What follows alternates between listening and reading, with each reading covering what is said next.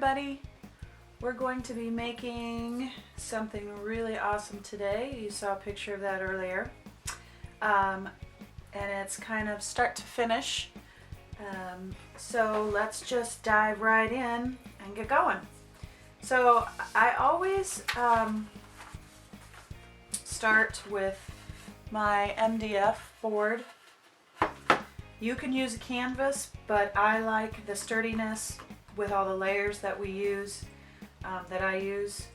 So I start with my MDF board, and I've got just a couple random pieces of book pages here and a couple strips, and we'll kind of lay those out, see how they look.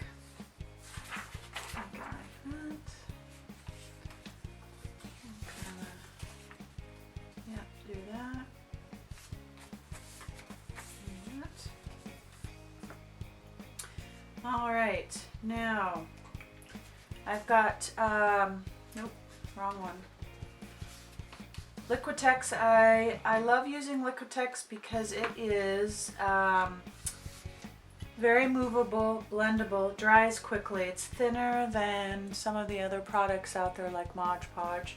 And I use matte medium because I want the matte finish because it grabs whatever else I'm putting on the surface of my piece. So we will just dive right in here. And you can have a bowl of your medium or a jar and dip into it. I like to just spread it directly onto my piece. I end up wasting less, and the thing about Liquitex too is it's not the cheapest out there, so I use it a little sparingly.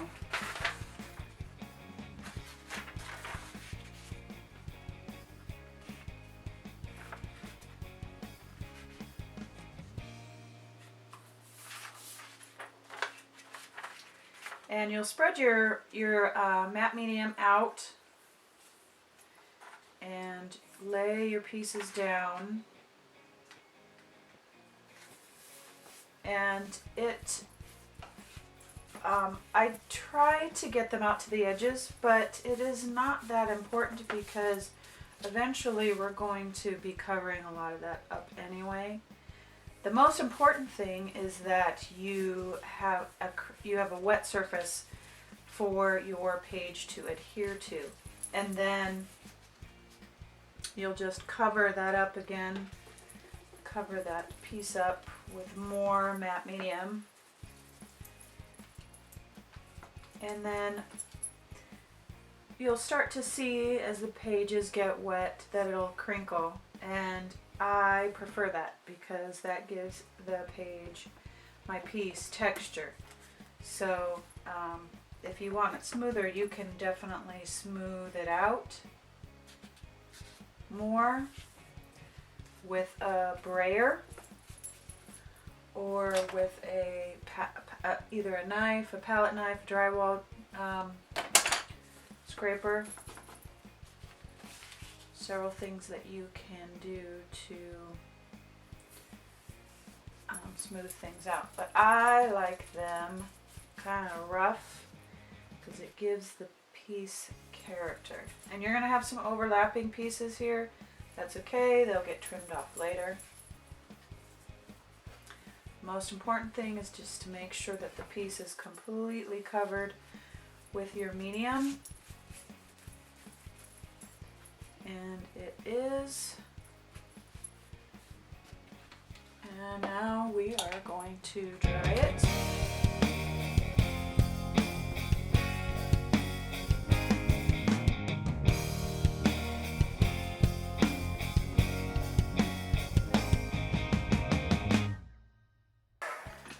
All right, a little bit dry, so I want to get it a little bit dry so that I can see that everything is down and covered. And it's pretty dry. I mean, it's not wet, super wet to the touch. So, and that's good. Now, I am going to age the bottom, and I'm using, you can use any acrylic paint. Craft Smart's a great brand. It's cheap. It's great for the value. This is burnt umber, but you could use, I use Oops paints from Home Depot. This is a super old bottle I've had forever. That's Apple Barrel, Folk Art. You can use the Golden brands. This is burnt umber as well. But Golden brands and some of the other brands are expensive. So use what fits your budget. This type of art is super forgiving. And again, you can have it on your palette and dip into it. I, of course, like to just put it right on the piece. I'm using a makeup sponge from the dollar store, and it works really well. Or I'll use my fingers a lot of the time. I have my water bottle. And I'm going to start spreading, and I want to see the thickness so it looks a little dark. And of course I want it dark on the edges.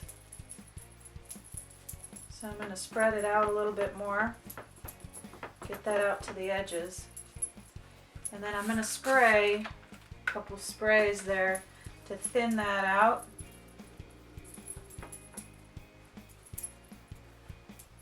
Get all of that out to the edge. And then what I want to do is I'll take a couple of wet wipes. You can use a rag, you can use paper towel, whatever is handiest for you, and lightly pick up that paint off of your piece. And you can dab it. You might want darker areas. I always try to leave the outside areas darker.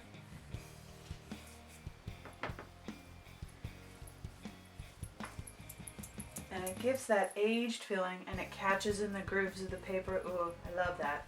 Love it.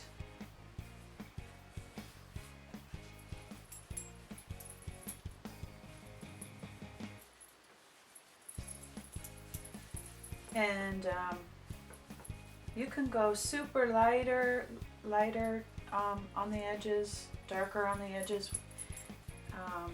But for this piece, I want the inside to be relatively light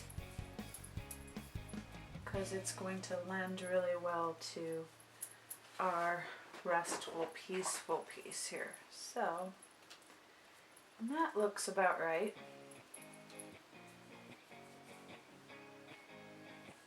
Move some of those rough spots out. All right, and then we'll let that dry.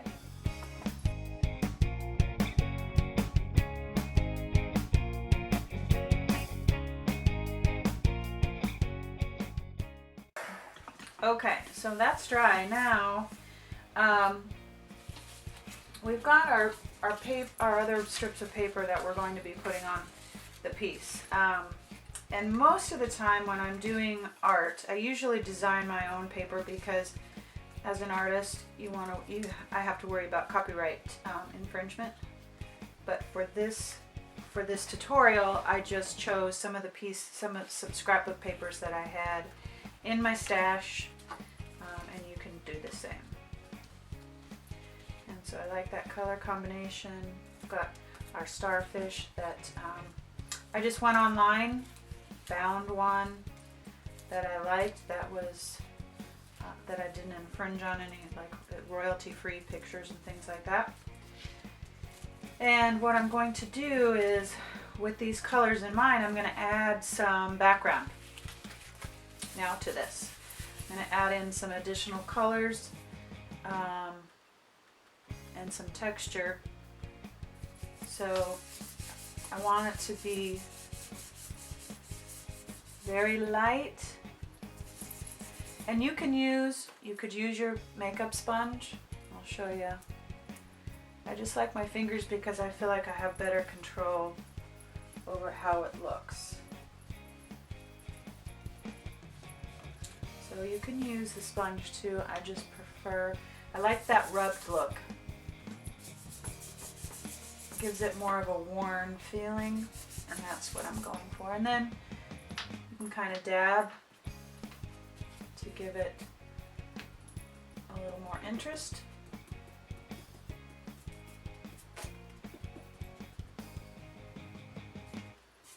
Alright. I'm going to add a touch.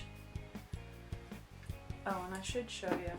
Again, these colors that I'm using, aqua, I'm using a little bit of, this is called terracotta, and a little berry.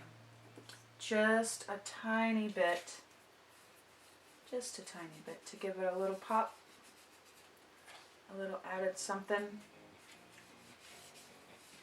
So I don't want it to fight with the other colors that I've got going on. Just a little bit.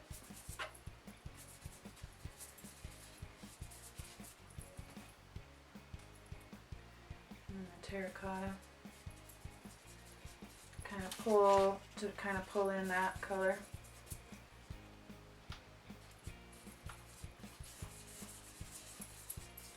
And then I'm also using some cream from my very old bottle of cream. If it will come out.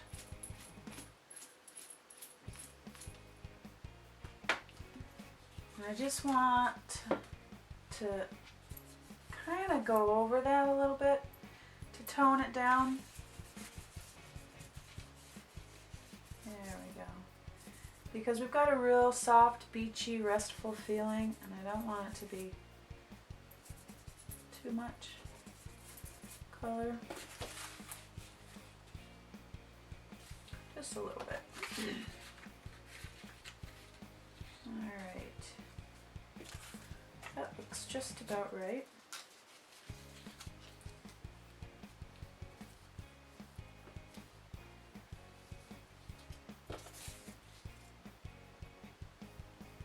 Perfect. Okay, that's good color. Now what I want to do is add a little more texture.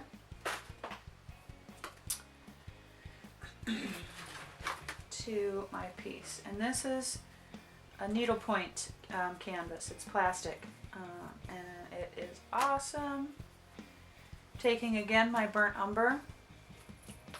This time I'm actually going to put it on my palette and use my brush. I very seldomly use a brush, but this is the time that I do. Because what I'm going to do is I've dabbed my paintbrush into my burnt umber, and I'm going to randomly kind of stipple to get into those holes. Here, there, and you don't want it to be in a straight line, you want it to be really random. So you can kind of see where I'm going there. And then the best part, good. The best part is, okay, so we've got a few dots here. Now this side is wet.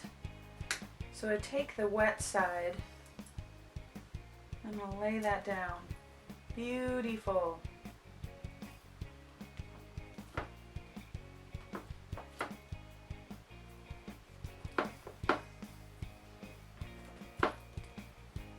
And I like that so much right now that I'm going to add more to this side. Kind of randomly.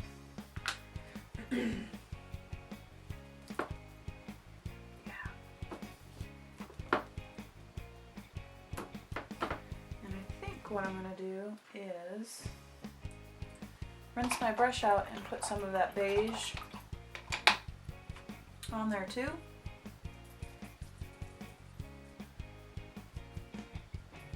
So you can see I'm just going to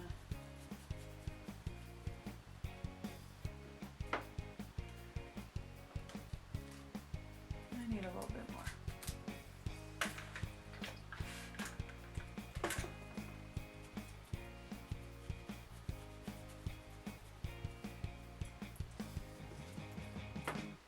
There we go. Perfect.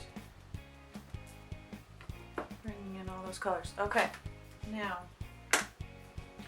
dry this up a bit.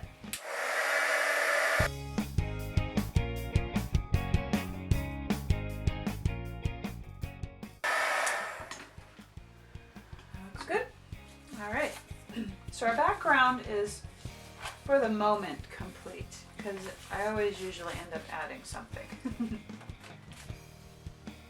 depending on how I feel. And that is what I want right there.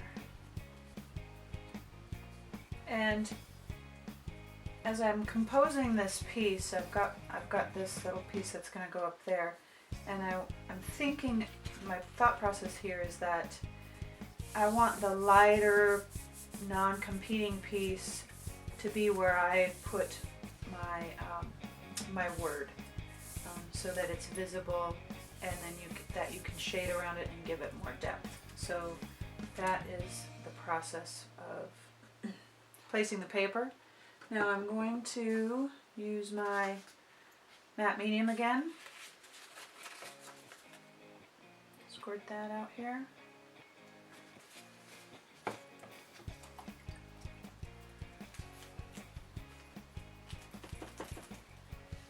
And run this across here.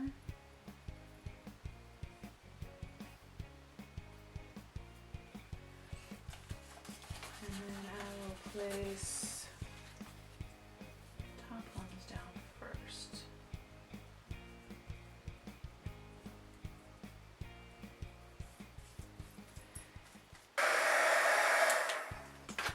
Alright, that feels pretty good. Got all that covered. Okay, so we've done the background. We have now done the top part of that. And we've got everything pretty much dry. And now we're going to start doing some of the finishing touches.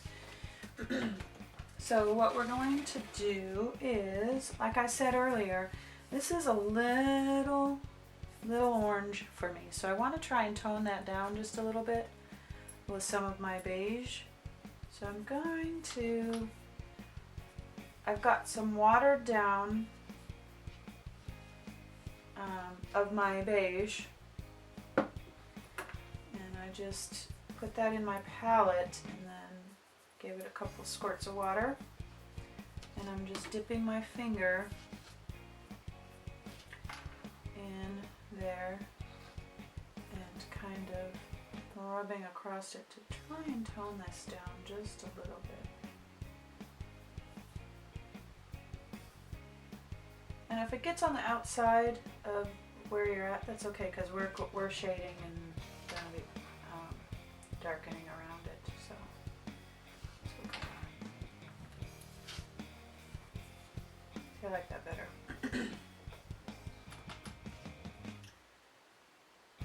Okay. Now, beautiful. All right, let's give that a quick dry. Alright, that's dry. Now, we've done the base, we've done this top part, toned this down a bit. Now, I want this not to look completely fresh and like I've just cut some papers and stuck it on there. So I want to age it a little bit more. So I'm going to take my, my raw burnt umber again, and I'm going to take my makeup sponge. And this time I'm squirting a little bit of water into my palette. Squirt a little bit of water in there. Maybe a little bit more. Water that down.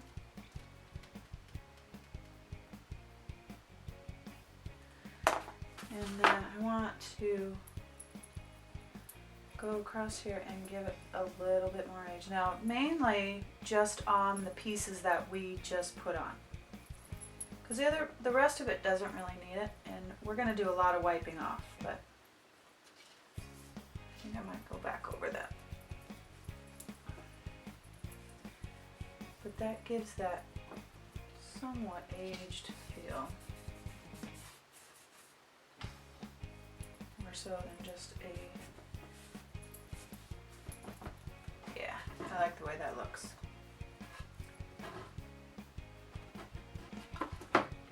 Okay.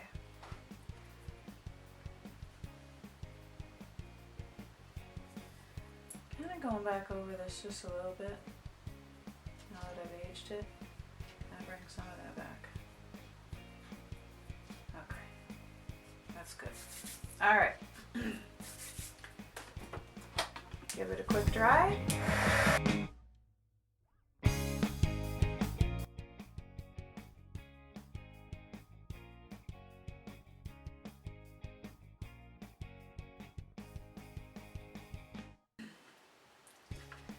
And then I want to come back in with some black very lightly because I don't want it to overwhelm the piece.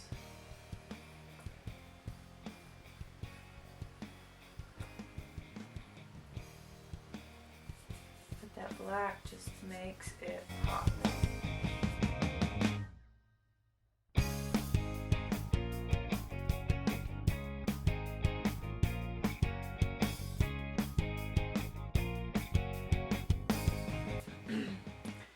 And then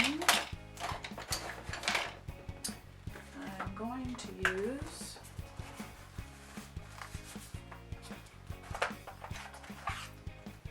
my charcoal pencil, which is, it's a Primo.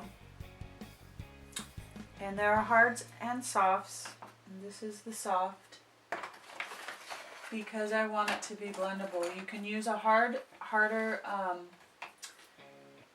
charcoal pencil and it gives you a better straight line, more distinct. That's not if I were drawing something in detail, I would do that, but I am not. I want a more precise shading now, like in the corners there, that I can't get with the larger one. The larger one's much more blendable.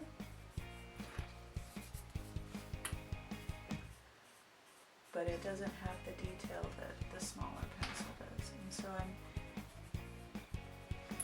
going into the corners here because it gives it that, again, more depth. More feeling that starfish is just going to jump off the page.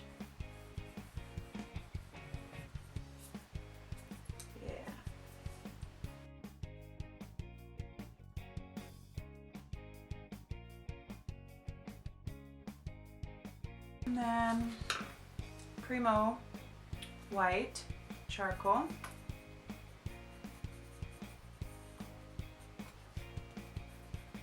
As your highlights.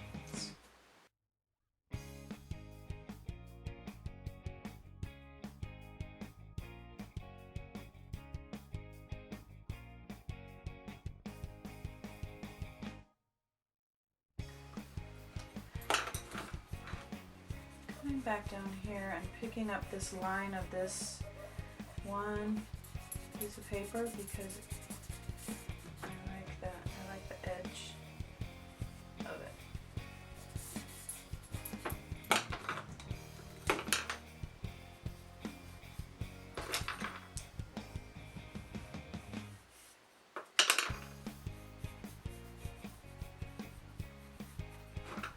Okay.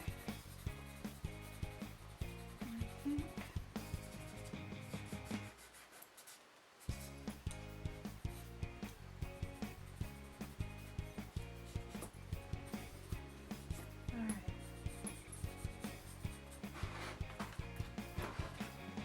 looking good. Okay, so now that we've got all of the shading done with the charcoal, we need to spray it with a fixative, and this is one of the many that I've used. It is a matte finish fixative. You can buy them anywhere, at your local craft art supply, and it just keeps the charcoal in its place so that when we put anything else over the top of it, it won't smudge or smear. Okay, so everything is sealed with our sealer, and now we're going to place the wording on there, the letters, and I'm going to, with my charcoal pencil, just kind of rough it out a little bit so that I have an idea of, make sure everything is dry, where I want it to go.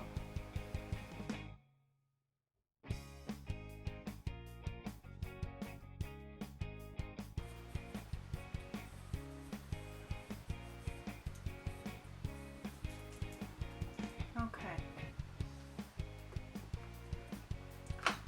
Now I'm going to take my larger black charcoal pastel,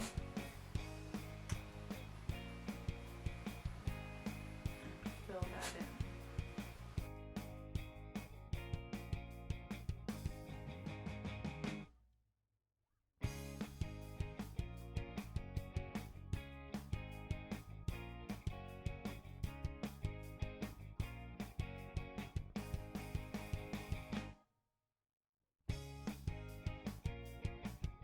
With your white charcoal pencil, you can kind of go back in and highlight in there,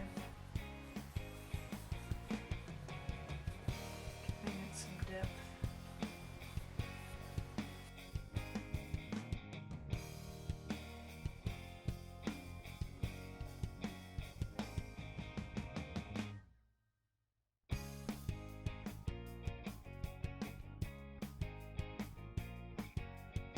A little bit here to the starfish because I wasn't quite liking the way that it looked. It needed a little bit more oomph.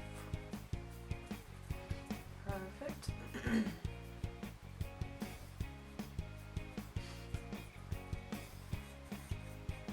we are just about done.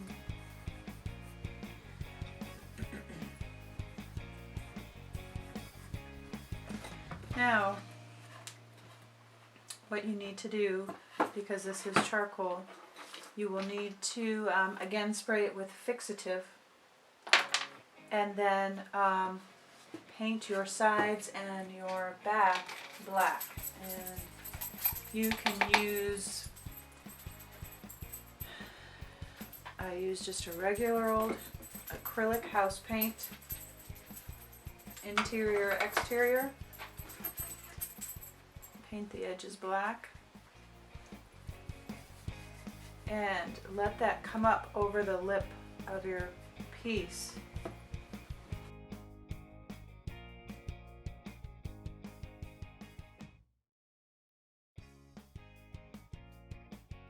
You would continue to paint all the way around and paint the back, and you are done. Thank you so much. I hope you enjoyed it. I'll see you next time.